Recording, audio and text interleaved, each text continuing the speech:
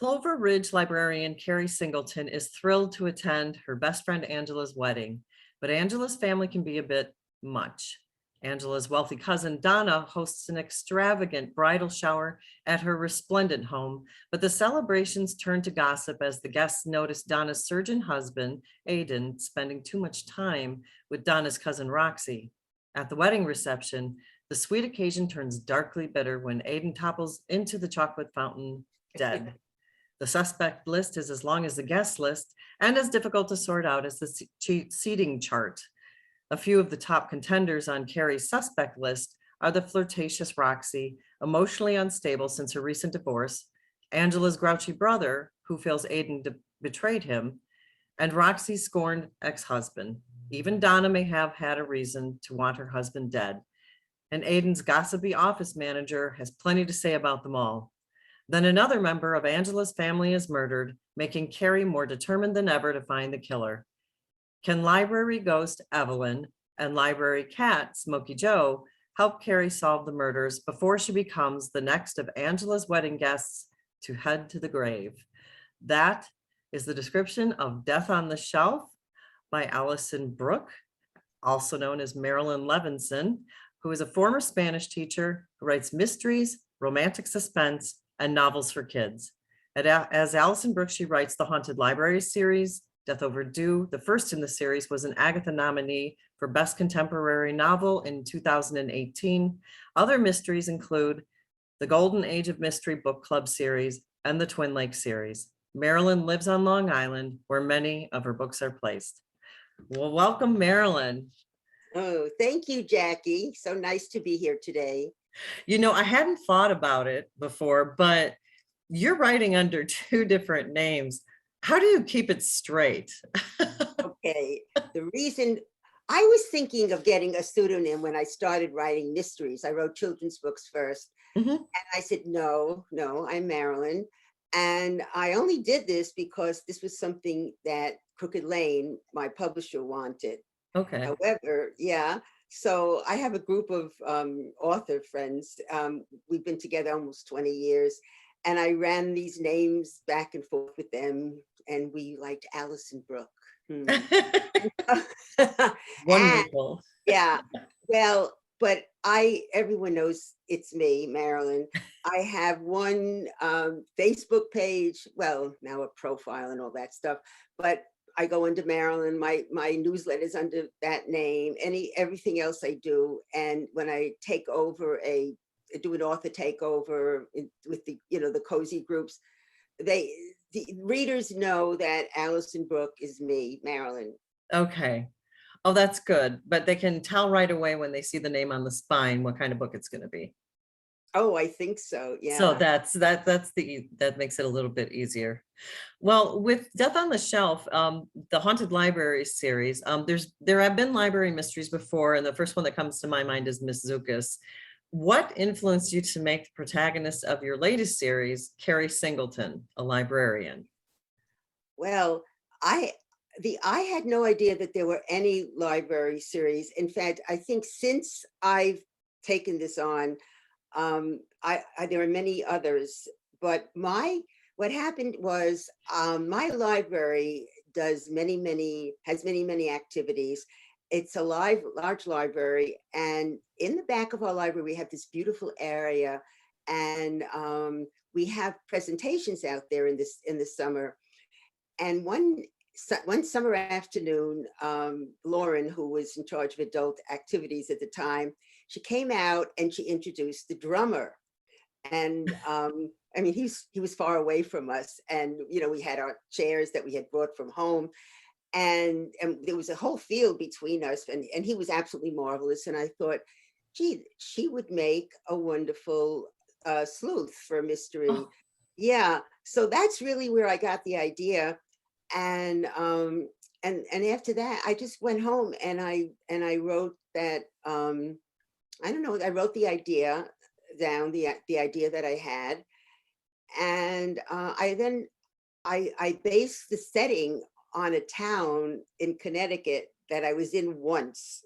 Oh, so you had a lot of leeway with what. Well, the thing is, okay, we had a summer home in Connecticut. nowhere near where I set this one.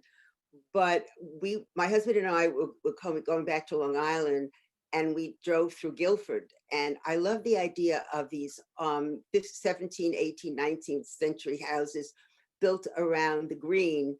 And it was near the water, it was on the sand, and also we ate on the water. And I just decided to place my library on the green. And I do know Connecticut somewhat. So, I mean, but that's all I took from it. It was my own town. I made up a town, but I sort of located it where, you know, and how far it was from New Haven and other places. And then, well, I don't know if you want to talk about Evelyn Havers yet. Sure. What? Well, I have often put ghosts in my books. Yeah, I noticed that. You also have a standalone that has a ghost in it. Yeah, I have a standalone and a children's book that has a ghost. And I remember I presented this once, the idea of the book that the series we're talking about now once to a, you know, you go to conferences and you have 10 minutes with an editor or an agent. And I don't know, I mentioned it to the editor and she said, no, lose the ghost. That's just bad. And I was thinking, yeah, I wrote a book about it about 8 years ago before, you know. So I don't know, I do it naturally. I wrote my children's book, Rufus and Magic Run Amok, which may be brought back and maybe turned into a series. I'm hoping my agent has it out. It's about a boy who finds out he's a witch, and I wrote it before Harry Potter.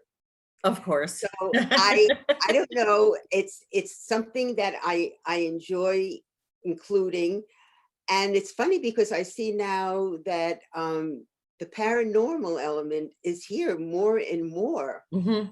So I wrote this series, you know, yes. So it's a very personal thing. People have told me, Marilyn, I don't like paranormal books. I mean, they've written this to me, so it's not even, you know, on these cozy Facebook groups. But I love your series. They just like it. I was going to say they read it first, but okay. You know, I think a lot of times people hear paranormal and they think it's going to be really scary or maybe graphic, or that it's going to be a darker story. And maybe that when they hear that, but knowing you as an author, they tried it anyway and saw that it worked just fine. Yeah, well, Evelyn helps her out with the mysteries because she comes from this town and she knows these people, but sometimes she's not helpful when it seems that one of her nieces or nephew is responsible for yeah, so she's gonna be protective, and she's very enigmatic. She doesn't like Carrie always wants to know where she keeps her clothes or who does her hair. And she always flies away or disappears, I should say, before, you know, she in other words, she won't answer everything. Private. Yeah. And also she's, you know, she's older than Carrie. Evelyn's like in her mid-60s and Carrie is 30. And she, you know, she imparts words of wisdom once in a while. She doesn't overdo it. Yeah.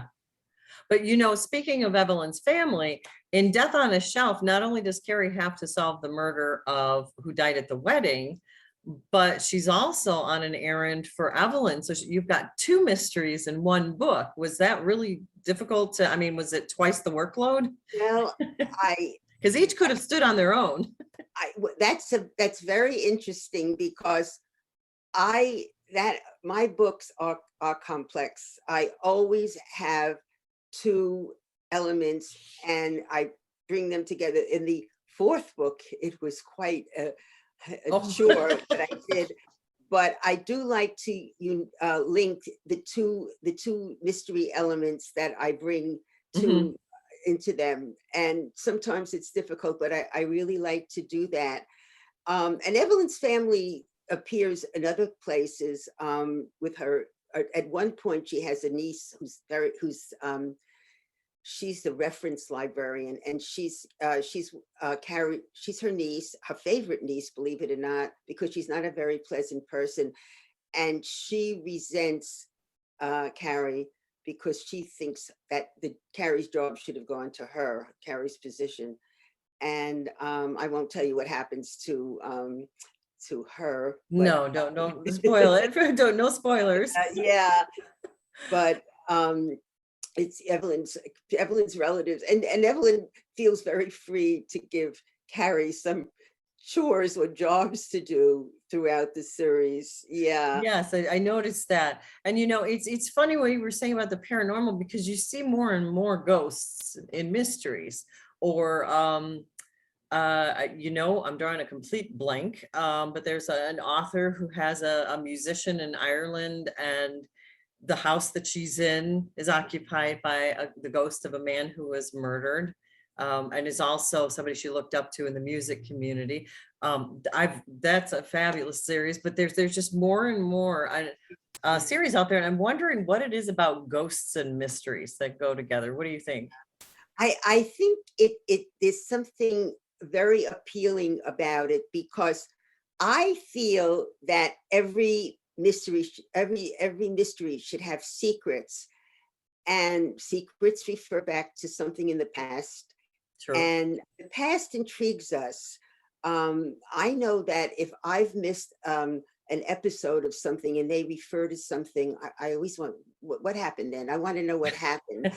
And I think that we're very intrigued. Ghosts are people who are gone, and they really are around usually because something bad happened to them.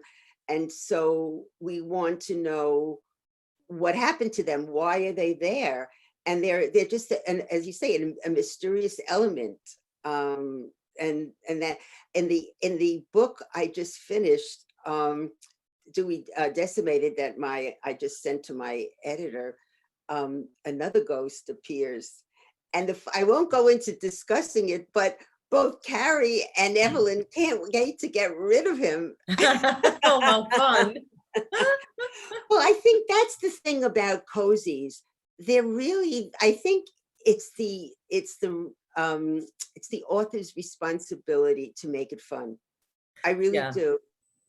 Yeah. I mean, first of all, I love my characters, and my main concern are people and their relationships with each other. I really find that, and I think that's what my readers like the best, are my characters. Yeah. And I also deal with different issues, but let's face it, people read cozies, especially at a time like now, with COVID and all these things going on. They want release from the pressures of life. And I think, and I especially like to have fun in my denouement on the end of my books. And or some sort of a surprise that my readers will like, and encourage them to move on to the next book. Yeah, cozies it's a safe world where you can go and people are nice. I mean, there's always somebody cranky, but but they're cranky. They're not like vicious usually. Right. Except the bad one who gets murdered. Except the bad one who gets murdered. And who cares if he's gone? Right. He's bad.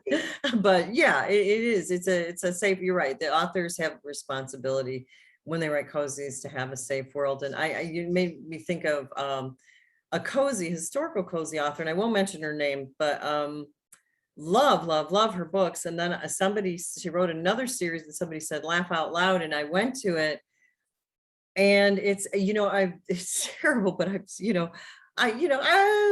things have slipped out before, but when you're reading him on the page, and I've seen her in so many interviews that I could just hear these words that were not nice words coming out of her mouth, and I didn't want to see her that way. I didn't want to remember her that way. And so yeah. I don't know how the rest of the book would have played out, but I stopped reading it because I thought, there's enough angry people and foul-mouthed people. I mean, I've got a park behind me, so I hear the teenagers all the time, and I'm just like, that it's just, I'm like, okay, I'll just take a period off, and then I'll go back to her cozies when I've got that image out of my head. But there is kind of a responsibility there to keep it that world that you've created. It's a tone, really. It's a Yeah. tone. Because one of my friends who writes cozies, she also writes short stories, and they're dark. Oh, fun. Yeah, but I guess we have different voices, and we have Yeah. different, yeah. And I think it's also interesting. So many cozy authors, well, some of them write many Mhm. series at a time, but some of us write in other genres, and the tone is different. And I was going to add, it's a perfect segue because you write, let's see, young adult. You said children's, but when I was looking at them, I was thinking young adult, but I might have the wrong category because I don't have children nowadays. They're growing up I don't faster. I don't know I mean, they're novels. I only write Yeah. novels. And they're so, I mean, I was reading the summaries of all of them and I was like, whoa, I want to read, these are Yeah. great stories. You have one Well, where, yeah. Yeah. Well, one of them is a horror. I mean, I love that book. The book never really got enough attention, I is that felt. the one where the uncle, Yes. yeah, I read that one. I was like, I got to find out what happens to this kid. Oh, I'll send it to you, Jackie. I'll Oh, send you a copy. oh my I goodness. love that book. And it's about a 15-year-old boy. It's not cozy. I'm warning you right now. His parents are Yeah, murdered. But it didn't sound cozy. no.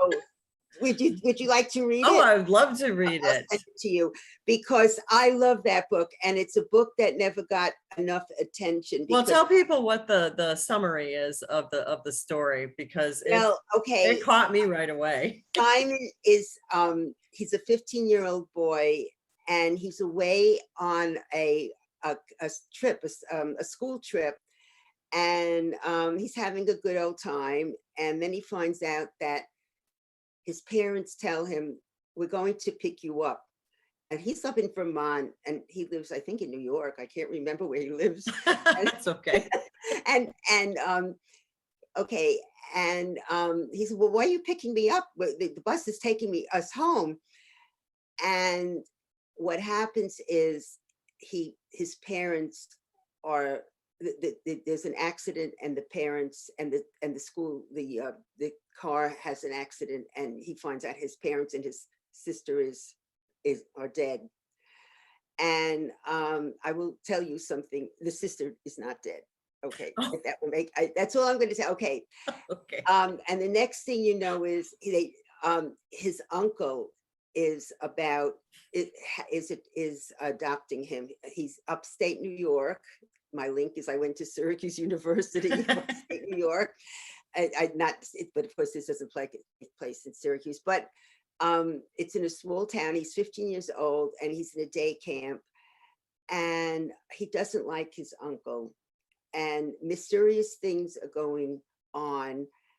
And I won't go into details, but what happens is Simon has to protect himself from his uncle, and how he goes about creating a, a little world to protect himself. And he also always found that his parents always had something secretive about them, and he never understood what it was. But as time goes on, he understands it. And as I said, he discovers his sister, but that's all I'm telling you. And Well, the book blurb is, as my friend would describe it, delicious. It's just like, really, yes, that's I know. delicious. And this is a good example of how a book that I know is a good book, it just does not get its recognition. Yeah. It's what happened was, like in many of my cases, a small press was publishing it, and then right after it came out, that was the end of it. Oh, right. And I was also undergoing cancer treatment at the time when the book came out, right? So I really, but there's not that much you can do but put it up on Amazon. Yeah. And I guess I'm not one of these mavens in Yeah. promoting independent books, and I'm not good at that. Oh, So well, now is the perfect time because it's around Halloween. And that sounds like a perfect Halloween story. And yeah, what's the name of the book? it's called The Devil's Pawn. The Devil's Pond. That's Yeah, right. Perfect name for it. yeah. Yes, if you want a good story, read it. Oh, thank you. Yes, it is up on Amazon. It is up on Amazon. Oh, that's so fun. How do you, but when, is there a genre that you'd like to write in that you haven't yet? Because you've covered a few. Not really. And it's so funny because I don't know if about your other friends writing books, but so many of my cozy friends are really like the idea. They're all going into writing a suspense. And Oh, I'm not capable of writing anything that's not funny. It just always turns out funny. yeah. And I don't think a funny suspense would work. No, I don't have any, how shall I put it? I don't have any illusions. I mean, I'm happy that I write what I write.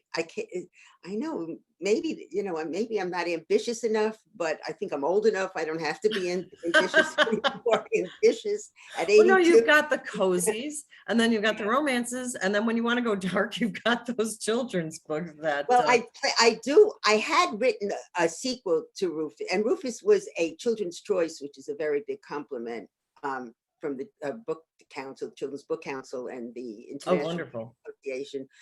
And I did write a sequel to it, and then that failed just as it was about to be published. This happened a few times. Oh, You have your own stories about things like that. And so then anyway, my agent is now seeing if she can do something with it. Hopefully there will be it, and there may be. And I actually started writing the third book about it. Oh, wonderful. And he has an evil uncle too, but not quite like the uncle in The Devil's Pawn. Did you have an uncle you didn't like? No, no. Just curious. I know it does sound that way, doesn't it? But Rufus is a funny book. It's a Rufus and Magic Run Amok. It's about a goat. He's in fourth grade, and he's going home, and the bully is chasing him, and he says, "I wish Big Dougie would do a double tumble-sault," and that's what happens. Oh. And Dougie is like, "You're a witch, just like your mother and your aunt and your grandmother." And Rufus doesn't want to tell them they're good witches. Yeah. You have these powers. You have to do good. You have to take lessons. Well, who wants to take lessons?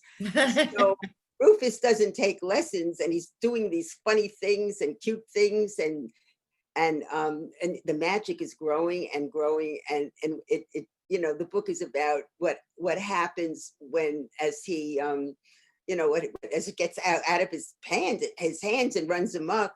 But it's also how he resolves his problem with Big Dougie on a human level, not using magic. Yeah. But I love that book. That's a great theme. That's a great lesson Yeah. for them to learn.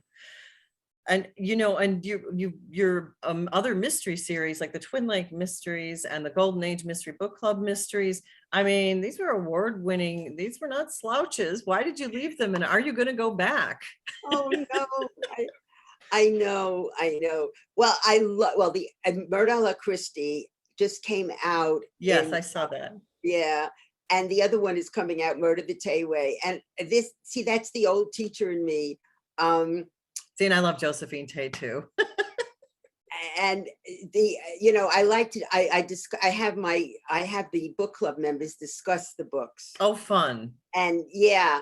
And in Murder Christie, as it's sort of like Then There Were None, because what's going my sleuth, you would like my sleuth. She's very, very bright. She's an English professor, but she has very bad taste in men. And so her second husband burned down her home. So she ends up living in this wealthy community where she's house sitting. And her best friend from college, who married her reject, the nerd, who ended up being very wealthy. And she's not really comfortable there. And she does these book club meetings, the Golden Age of Mystery. So they're discussing Agatha Christie, and they discuss different Christie novels. And as they're doing it, more people are dying. I only got through the first murder. I mean, I just started the book, so now I know that there's going to be a lot more. it's, I know, and every time I know, gee, I guess I did have a lot of ideas, but every time I thought a new book, will I be able to write this book? Do I really, am I really imaginative enough? I don't know. I guess I sounded, I don't know what, you know, I'm always looking ahead, how am I going to work out my next plots and will it Yes. work? But the nice thing, Jackie, is that our books live on. I mean, I Yeah. don't mean No, I hundreds know of, what you I mean. have no, but They don't yeah, disappear. it's like, for example, a few weeks ago, BookBub wrote 16 cozies you must read now. And there was Death Overdue, which I wrote Oh, years ago, along with one of Dame Agatha's books and the Thursday Mystery Club, which I love. oh, Did you read that fun. one? Yeah, I yeah. haven't, but Yeah. my husband had it first, I so I I just have to read wait. the second of the. I love that. It's older people. It's just so Is sly it? and I love it. Yeah. So I thought, oh, and then someplace in England made it the book of the week. And then my Wow. friend, I just told her, these mystery groups, this little group, we see things about each other's books that they don't tell you. You're just the Yeah. author. I mean, one of her books, somebody was discussing, well, two of her books, and one of them, she said, really? It's out of print. It's 10 years old. And a Who group was knew? discussing it. You never know. Yeah, I'm discovering more and more authors, and yes, sometimes I have to search for the books, but there's something about the description, or I've read something else by the author, and I will just keep looking. I have like a list, my hunting list. So I think, you're right, because it's like it was new then, but it's new to me now. So your books are always like new to somebody else. yes, and people are always discovering your books. And the nice thing about the mystery, this series, I know people, so many people, usually the reviewers usually say, um, and this is the fifth book in the series, but I understood, knew who everyone was, and it stands alone.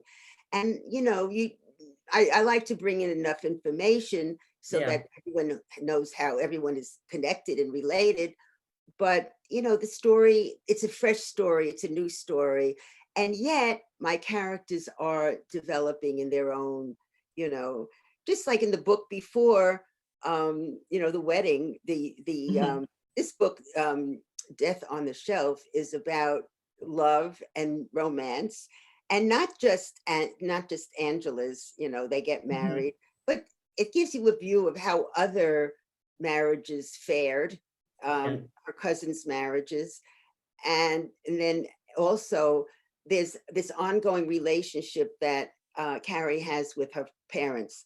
Her parents are divorced. Her father was a thief, and she always adored him, but he was hardly ever home. Mhm. And I devote one book very much to him. Of course, there's a mystery and everything, Yes. and that's the second book. And the fourth book is really about her relationship with her mother, who's very self-absorbed, and she's married to a younger man who's he's an actor, and they come to there's a they're putting on a they're filming a movie in Right. town, and it's and of course her relationship with her mother is will never be that great.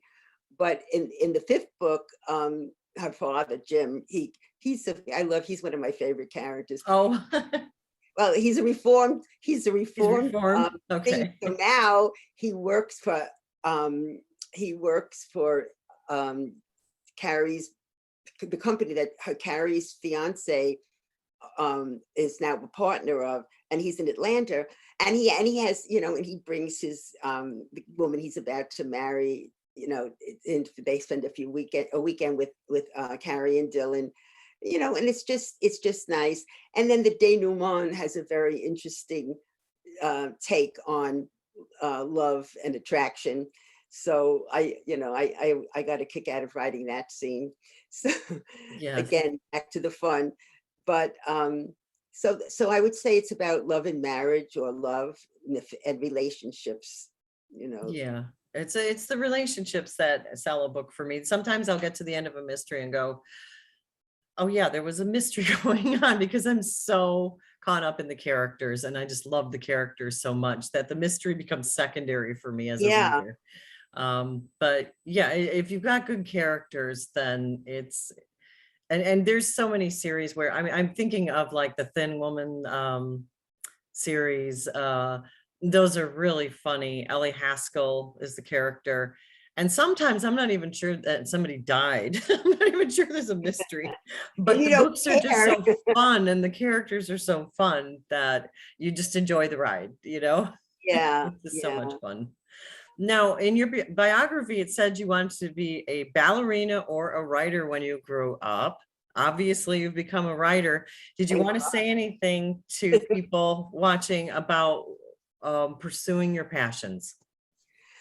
Yeah, I think I mean I don't see I think you have to, because I don't, how could you possibly sit down at a computer every day? It's hard enough if you're not doing your passion, because there has to be, that has to be the explanation for why you're sitting there. What else would, I mean, would keep you there, that will keep you on and on.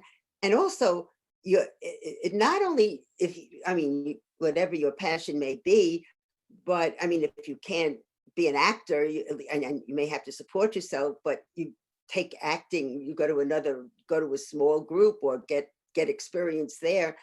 But with writing, I also think you have to write what appeals to you, and find your own voice and find what works for you, be it humor, be whatever, you know, we're all so different. Like our Right. handwritings are all different. And I mean, look at all these different kinds of sleuths we have, you know. Yes. Yeah.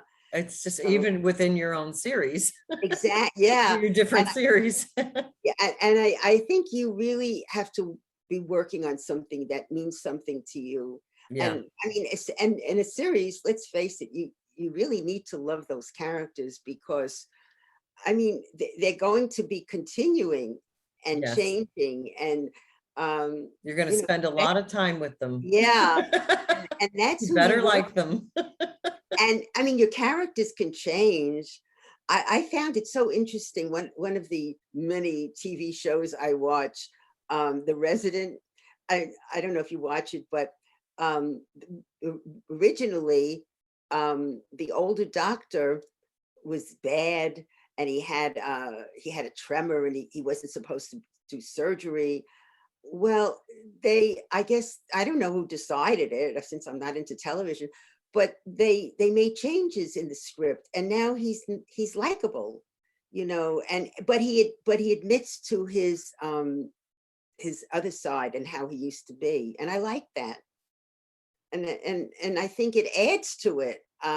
So even if you don't like a character, you know, I mean, you don't murder it, you don't kill it off, but you want it to continue. And then, of course, people's relationships change within the series, you know, Yes. and but that's the wonderful thing about cozy series. You know, you have a little world, and that's why I chose, you know, the library, because it's like a little world.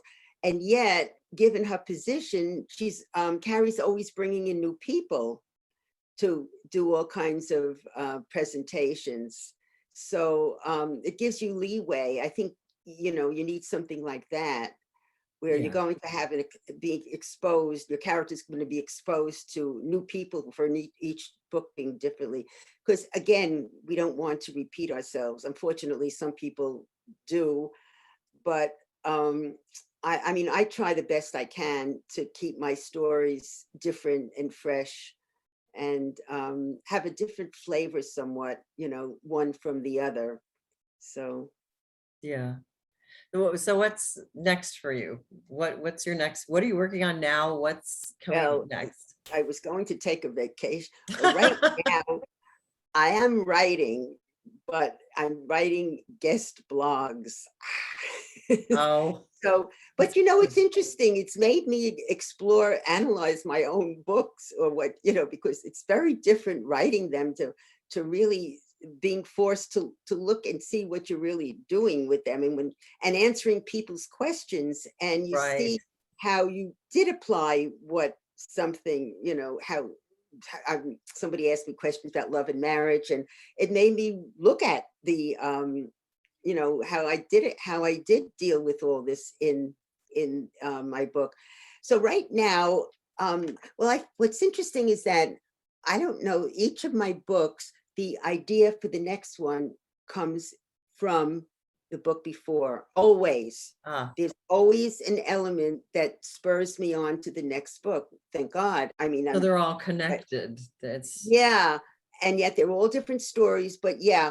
So one element I know has to do with Dylan. He's Carrie's fiance, and he's also an investigator. I mean, he's a real investigator. He gets paid for it, and he's going to claim a picture that a relative left him, and that's going to take him out of the picture for a while. But that's going to be a mystery. And then there is some, I know what's going to happen in one of the buildings on the green, and is going to be a theft. And I have to work out all the plot. And of course I like things to meld and join somehow in the middle somewhere. So it's not always easy to unite two very different themes or different elements from a book that have nothing to do with each other unless you make them, and it can be in a very obvious way.